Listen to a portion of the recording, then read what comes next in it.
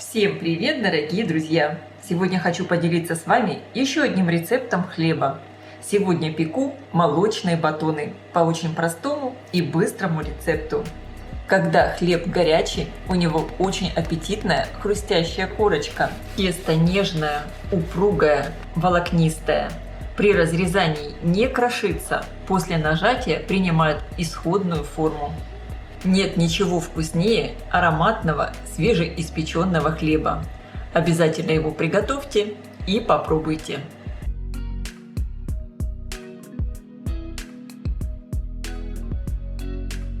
Для приготовления теста мне понадобится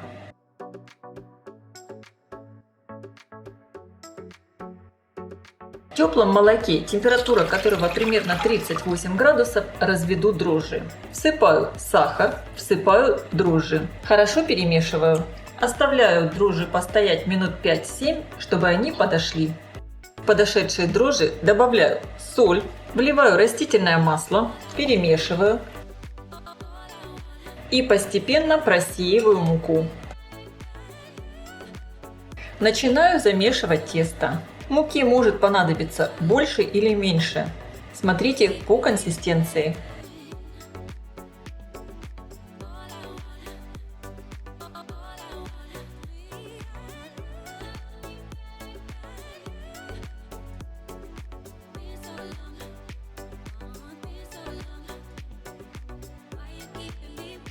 Я добавляю всю оставшуюся муку.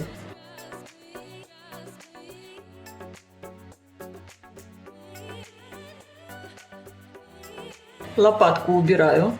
Дальше тесто я буду замешивать руками, чтобы почувствовать его консистенцию.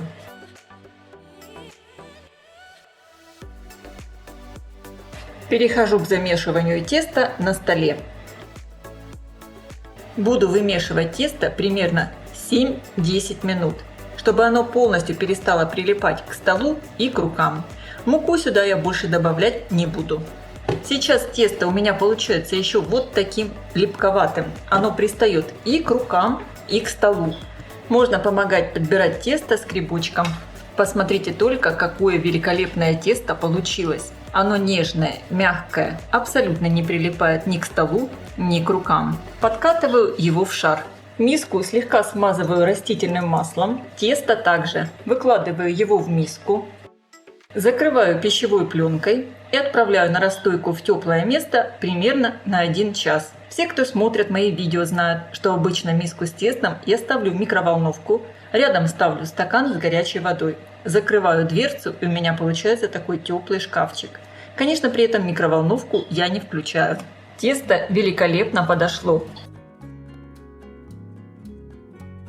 Разделю его на 2 части. Я буду делать 2 батона. Каждую часть подкатываю в шар. Собираю тесто внутрь и подкатываю. Накрываю пленкой и оставлю отдохнуть минут на 5-7. Формирую батоны. Выкладываю тесто, переворачиваю его вверх дном и раскатываю в прямоугольный пласт.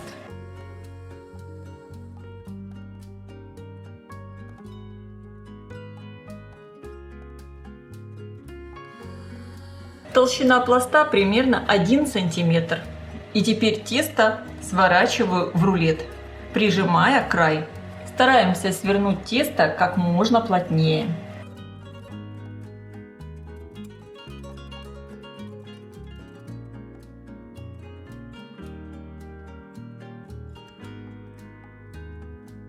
Завернула рулет до конца. Теперь вот эти края я как бы подгибаю внутрь и защипываю. И вот этот край теста также хорошо защипываю. С этой стороны точно так же подгибаю внутрь, защипываю. Хорошо проходимся по шву, чтобы батон не развернулся. И первый батон сформирован. Переношу его на противень. Обязательно выкладываем швом вниз. Постарайтесь тесто выложить ровно, чтобы потом батон получился также ровным. Точно таким же образом формирую второй батон. Накрываю оба рулета пищевой пленкой и оставляю на расстойке примерно минут на 30. Желательно поставить тесто в теплое место, тогда оно будет лучше подходить. Посмотрите, как великолепно увеличились батоны в объеме. Сейчас я их сверху смажу теплым молоком.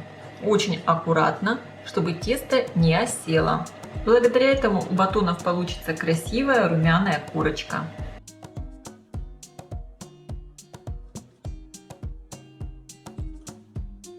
И теперь либо острым ножом, либо лезвием делаем сверху надрезы.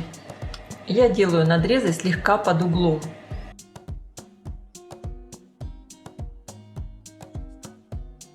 Сейчас тесто я оставляю на столе еще примерно на 10 минут, а в это время разогреваю духовку до 200 градусов. За 10 минут тесто еще больше подошло. И сейчас я батоны отправляю выпекаться в хорошо разогретую до 200 градусов духовку примерно на 25-30 минут. Конечно, вы смотрите по своей духовке. Противень я ставлю на средний уровень, включен верх и низ. Батоны испеклись. Получились они невероятно красивые и такие ароматные. Как же сейчас дома пахнет свежеиспеченным хлебом. И послушайте. Когда хлеб издает вот такой глухой звук, значит, что он хорошо пропекся. Безусловно, когда батоны постоят, корочка сверху станет мягкой. Сейчас, чтобы они получились блестящими, я их слегка смажу небольшим количеством растительного масла без запаха. Это по желанию. Если вы не хотите, этого можно и не делать. Но благодаря маслу и корочка смягчится, и сами батоны будут очень красивые.